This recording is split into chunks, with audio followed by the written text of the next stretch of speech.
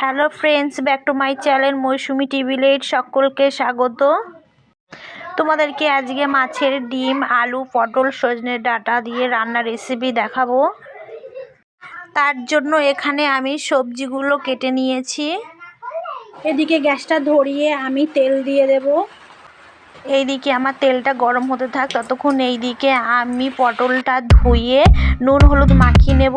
নুন হলুদটা মাখিয়ে নিলে ভাজতে ভালো হয়, কারণ জলটা বার হয়ে গেলে। এইদিকে আমার তেলটা গরম হয়ে এসছে, আমি এবার পটলগুলো ভেজে নেব। ভিডিওটা পুরোপুরি না দেখলে বুঝতে পারবে না। ভালো লাগলে একটা লাইক, কমেন্ট, সাবস্ক্রাইব করে পাশে থাকবে। পটলগুলো ঠিক এইভাবে লাল লাল করে ভেজে নিতে হবে।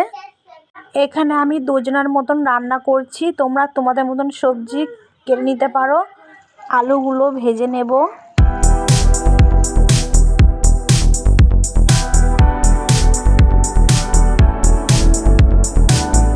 পটল আর আলুটা ভাজা হয়ে গেছে, আমি নামিয়ে নিয়েছি। আমি এখানে এই যে মাছের ডিমটা নিয়ে নিয়েছি, এখানে আমি লবণ দিয়ে দেব,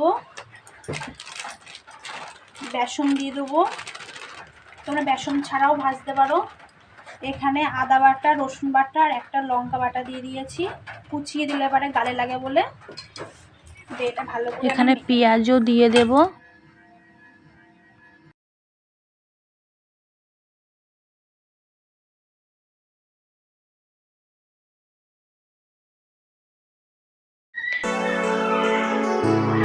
এইদিকে আমার তেলটা গরম হয়ে গেছে, আমি একে একে ডিমের বড়াগুলো সব ভেজে নেব।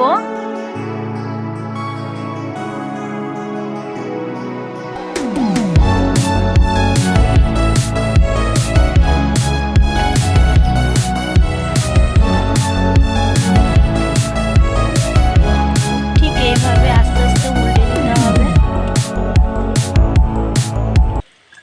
ঠিক এইভাবে উল্টে দিতে হবে। দেখো কত সুন্দর লাগছে।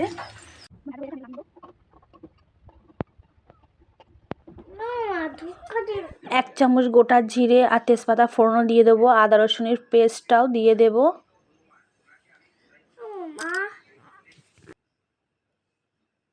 এখানে আমি হলুদ আর লবণ দিয়ে ভালো করে কষতে থাকবো। দেখো মশলাটা অনেকটা আমার কষানো হয়ে গেছে। আমি এখানে 3টে কাঁচা লঙ্কা দিয়ে দেব। এখানে আমি একটা টমেটোর পেস্ট করে রেখেছিলাম, সেটা আমি দিয়ে দেব। দিয়ে ভালো করে নেড়ে দেব। এখানে ঝোলটা ফুটে গেলে পরে আমি সজনে ডাঁটাগুলো দিয়ে দেব, ভেজে রাখা আলু পটলগুলো দিয়ে দেব। দিয়ে 1 কাপ মতন জল দিয়ে দেব। দিয়ে ঝোলটা ফুটে এলে পরে আমি মাছের ডিমের বড়াগুলো দিয়ে দেব।